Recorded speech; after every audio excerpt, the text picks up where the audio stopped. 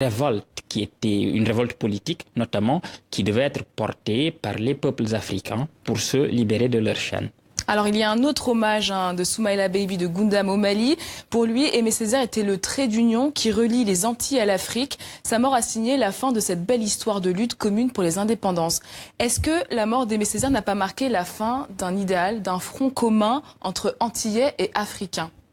Alors, je dois dire qu'avant même sa mort, ce front commun avait commencé à se fissurer d'une certaine manière, puisqu'il me semble que après les indépendances, de façon très paradoxale, ce qui avait constitué le motif du cheminement commun d'Aimé Césaire, de Léopold Sédar Senghor et de plusieurs autres, a commencé à être remplacé par d'autres désirs, d'autres utopies qu'avaient induites les indépendances africaines elles-mêmes.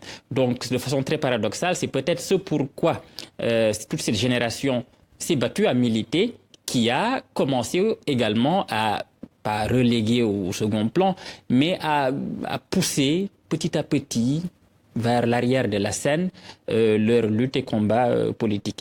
Est-ce qu'on peut le déplorer? Peut-être, mais il reste que leur souvenir restera, ce qu'ils ont fait restera.